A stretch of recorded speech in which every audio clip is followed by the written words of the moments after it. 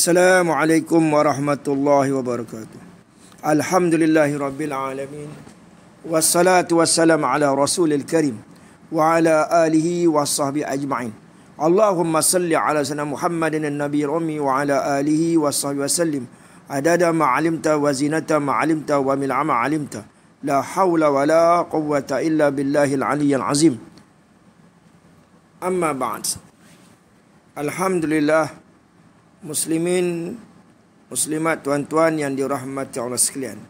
InsyaAllah pada malam ini kita sama-sama akan ikuti iaitu siri bongkar lagi yang bertajuk apa sebenarnya minda Abuya, yang mana telah kita dengar sebelum daripada ini. Bagi orang-orang yang prejudis, bagi orang-orang yang tidak meyakini akan perjuangan Abuya, tidak yakin dengan perjuangan yang berbahagia mulia Ustaz Asy'ari Muhammad, maka mudah-mudahan pada malam ini kita akan mendapat jawapan yang terang lagi bersuluh. Suka saya bagi tahu bahawa bila dikatakan jamaah kebenaran itu, sepatutnya dari sudut apa pun sebenarnya dia akan menang hujah. Dari segi dalil Qurannya, hadisnya, dunia realitinya, dari sudut apa pun, dari sudut sejarahnya, faktor keturunan dia, semua segilah insya-Allah orang tohmah lah macam mana, sebenarnya ada satu jawapan yang benar-benar mantap yang boleh mematahkan atau boleh menjawab segala macam persoalan. Barulah namanya benar-benar jamaah kebenaran. Itu untuk pengetahuan kita bersama. Muslimin muslimat, tuan-tuan yang dirahmati Allah sekalian, tidak ada orang yang tidak sukakan kebenaran. Kebenaran itu adalah kehendak bersama atau milik bersama. Dan kebenaran itu mahal sebenarnya. Bukan semua orang dapat kebenaran. Orang yang mendapat hidayah, taufik, itulah orang yang mendapat kebenaran. Masalahnya sekarang ini, orang yang berada dalam kesesatan menuduh jamaah kebenaran sebagai suatu jamaah yang sesat. Itu yang dikatakan mahal tadi tu, bukan semua orang dapat. Kebenaran itu hebat, luar biasa. Kebenaran itu ajaib sebenarnya. Sebab di akhir zaman ini, perkara yang baik dianggap salah, jamaah yang benar dianggap sesat. Jadi kebenaran itu ajaib. Kebenaran itu lagi adalah sesuatu yang sebenarnya indah, tenang, menyenangkan, bahagia dan harmoni. Jadi begitulah sifat atau watak kebenaran. Jadi orang yang tak tahu, dia menjadi musuh kepada kebenaran sebab dia jahil. Jadi kebenaran itu sudah menjadi fitrah kita sebagai manusia. Semua orang nak, semua orang menghendaki kebenaran itu. Semua bangsa, etnik, agama memerlukannya. Sebab sebagaimana yang saya bagi tahu, kebenaran itu indah, senang, menyenangkan, tenang dan menenangkan. Jadi rumusannya, kebenaran itu hebat dan menjadi keperluan bersama manusia. Firman Allah Subhanahu wa taala dalam surah Al-Imran ayat 60. Bismillahirrahmanirrahim. Al-haqqu min rabbika fala takum minal mumtarin. Maksudnya, sesungguhnya kebenaran itu dari Tuhanmu, maka janganlah engkau menolak. Kembali kita memperkatakan persoalan minda. Minda Abuya. Sebelum daripada ini, saya mendengar dan tuan-tuan juga mungkin pernah mendengar, ramai orang yang menuduh bahawa minda Abuya itu adalah wahyu. Ini adalah satu tuduhan yang sangat dahsyat dari musuh-musuh Islam. Mereka ni bukan ikhlas nak kebenaran. Kalau nak kebenaran, kita jumpa orang tu, tanya molek-molek, berbincang. Bukan main tuduh. Bukannya main sekap jarang. Baiklah, saya nak bagi tahu. Bismillahirrahmanirrahim. Minda itu adalah buah fikiran seorang wali yang bertaraf mujaddid.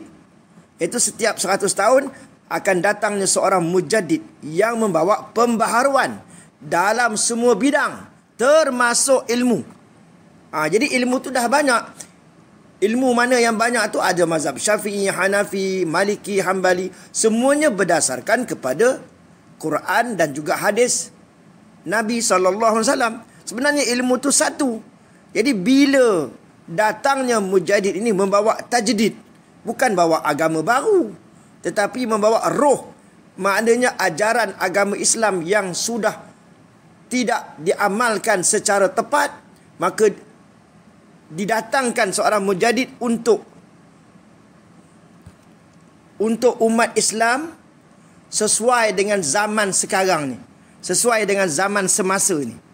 Jadi minda tadi buah fikiran seorang wali yang bertaraf mujaddid, ia adalah panduan ilmu yang sesuai untuk umat Islam di zaman ini, di akhir zaman. Ia sebenar-benarnya adalah pemikiran Islam yang diambil dari Al-Quran, yang diambil dari hadis Nabi SAW secara ilham. Kenapa ilham? Sebab dia seorang wali. Kalau wali, kenapa? Dia mendapat bantuan dari Allah Subhanahu Wa Taala, iaitu salah satunya berbentuk karamah, mendapat ilham dari Tuhannya, dan itu tidak mustahil. Dia seorang mujaddid, seorang wali, seorang yang baik, bukan seorang yang tidak baik. Dan lagi, minda itu adalah senjata canggih di zaman ini. Kenapa kata senjata canggih? Sebab dia boleh mengalahkan ilmu-ilmu yang batil. Kalau nak berhujah, jamaah kebenaran akan bawa ilmu minda ini, insya-Allah. Jadi ilmu minda ini termasuklah juga ada dalilnya, bukan tak ada dalil. Ada dalil Qurannya, ada dalil daripada hadisnya, tapi adalah sinopsis. Sinopsis, ringkasan daripada Quran, ringkasan daripada hadis yang telah ditajdidkan. Dari segi hakikatnya sama saja, tapi membawa satu pendekatan yang baru sesuai untuk zamannya. Setelah mendengar nanti minda Abuya, buah fikiran Abuya ini, maka tuan-puan boleh rujuk Quran, hadis, cari kesilapan, cari kesalahan kalau ada, dan cari maksud yang bertentangan dengan Quran dan hadis Nabi SAW. Jadi minda atau buah fikiran ni, yang berbahagia mulia Ustaz Ansyari Muhammad ni, telah di-apply, diguna, diamal sekarang ni. Maka jamaahnya hasil daripada mengamalkan minda, intipati daripada Quran dan hadis, sinopsis daripada Quran dan hadis, ajaran daripada Quran dan hadis, maka jamaahnya sekarang ini bergelanggang di seluruh dunia.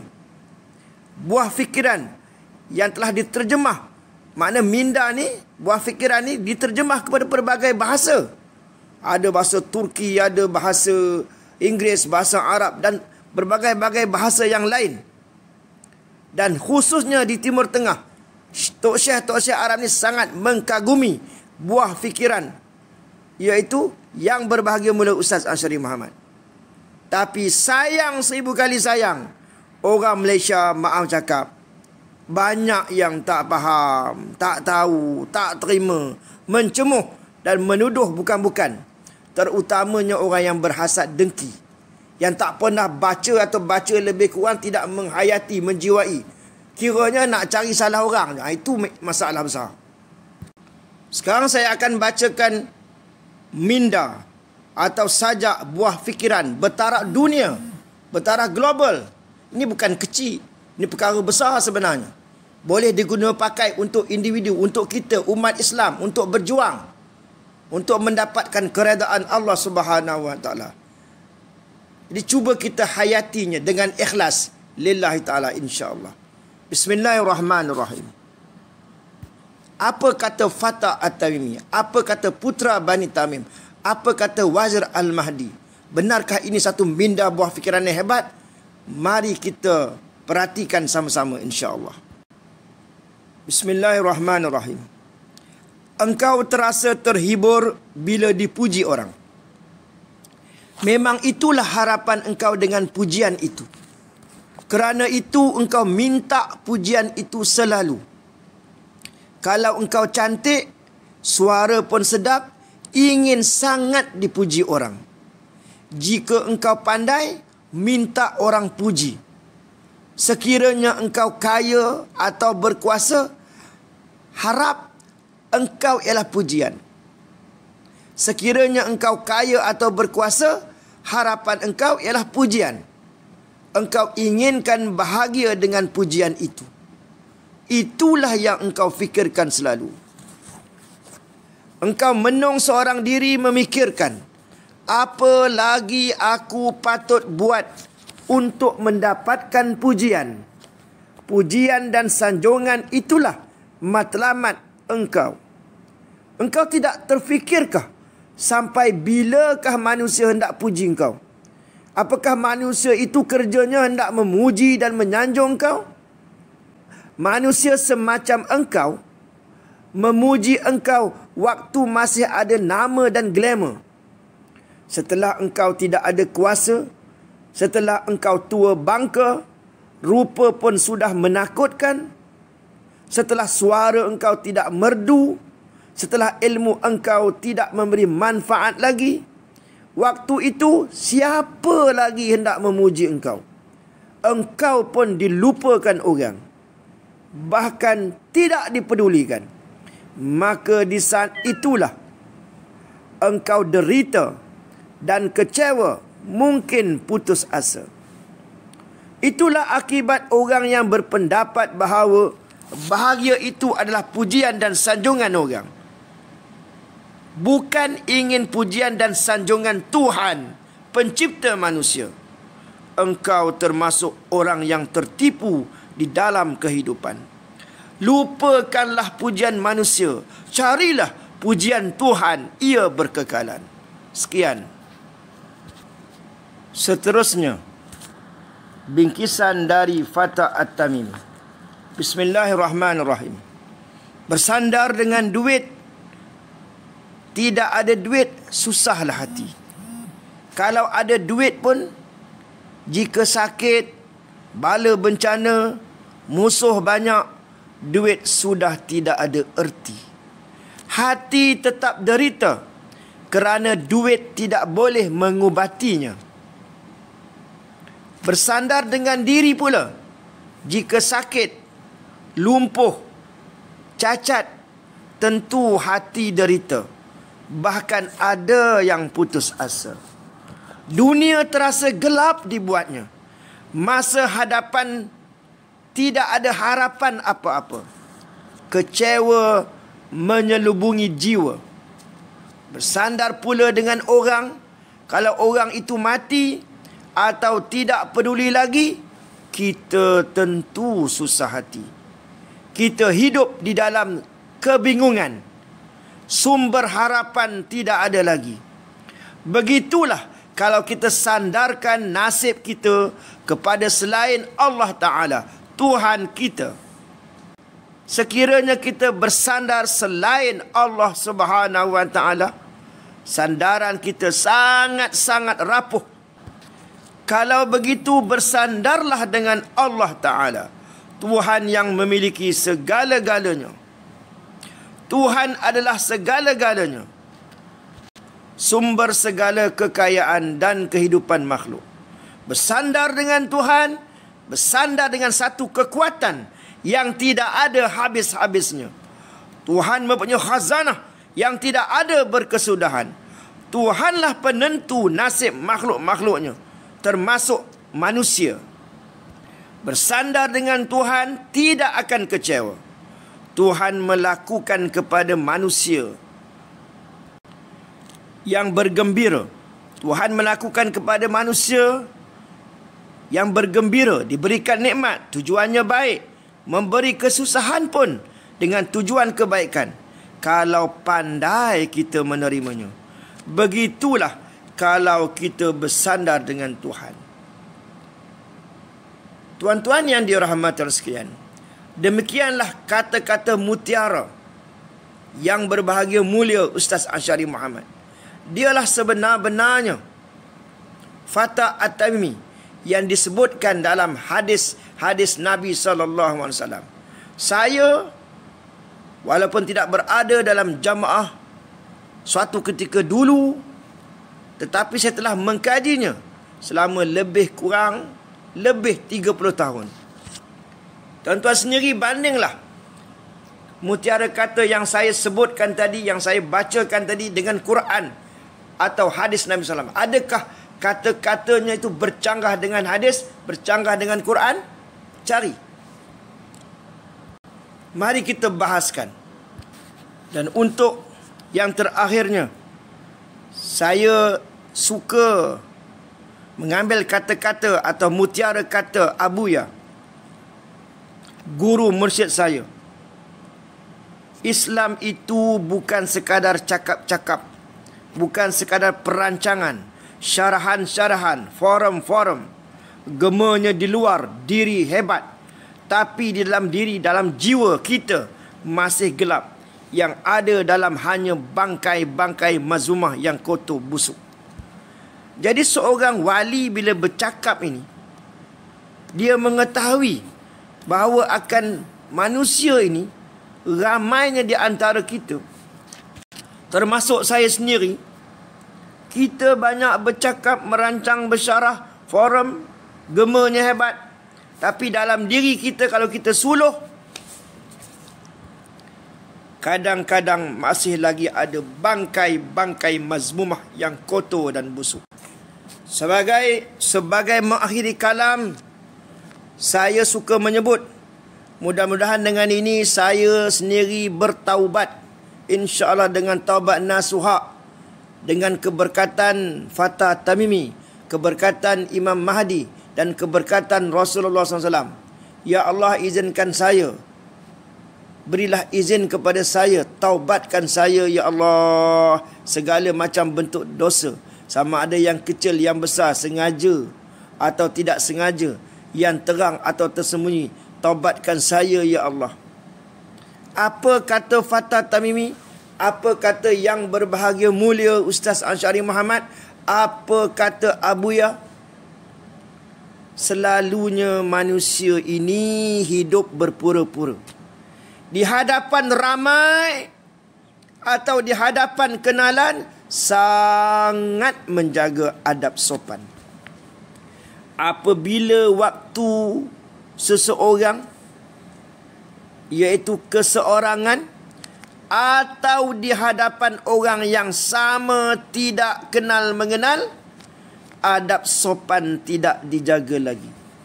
Itulah menunjukkan dia beradab sopan kerana insan, bukan kerana Tuhan. Jadi tuan-tuan sekalian, marilah kita sama-sama tepuk dada, tanya iman kita tuan-tuan. Marilah kita usaha untuk bertaubat, supaya kita tidak menjadi orang yang seperti mana yang saya sebutkan tadi, yang hakikatnya Fatah At-Tamimi menyebutkannya. Kita jangan jadi manusia yang hidup berpura-pura, depan lain, belakang lain. Di hadapan ramai, di hadapan kenalan, sangat menjaga adab, sangat menjaga akhlak. Apabila waktu seorang atau di hadapan orang yang sama tidak kenal mengenal, adab sopan akhlak tidak dijaga lagi. Itulah menunjukkan dia beradab sopan kerana insan, bukan kerana Tuhan, yakni tidak ikhlas. Jadi tuan-tuan yang dirahmati Allah sekalian, marilah kita sama-sama muhasabah diri. Dan sekiranya kita terus hidup dalam pura-pura ni, inilah di antara ciri-ciri orang yang tidak layak menjadi ikhwan, tidak layak menjadi asaib, tidak layak menjadi ikhwan, tidak layak menjadi asaib, kerana di antaranya hidup berpura-pura, depan lain, belakang lain. Inilah perjuangan kita sampai ke mati. Kita sama sahaja, kita kena ikhlas lillahi ta'ala. Dan untuk melepasi ini bukannya senang. Sejuta kali susah, trilion kali susah sebenarnya, kecuali Allah yang memudahkan. Dialah segala-galanya. Jadi ampun maaf daripada saya, marilah kita mulai saat ini kita kaji siapa sebenarnya Abuya, sejarah hidup dia, kepimpinan dia, jamaah dia, ciri-ciri kepribadiannya, bandingkan dengan hadis-hadis Nabi. InsyaAllah nanti tuan-tuan, puan-puan akan dapat satu kesembilan. Rupanya memang Abuya ini pemimpin, seorang manusia yang sangat-sangat luar biasa. Kerana dialah wazir demi Allah. Dialah wazir Al-Mahdi demi Allah. Dialah wazir Al-Mahdi, menteri kanan Imamul Mahdi demi Allah. Yang akan zahir, yang akan muncul, belum mati lagi. Dia ghaib sebelum kezahiran Imamul Mahdi. Sekian, ampun maaf dari saya. Assalamualaikum warahmatullahi wabarakatuh.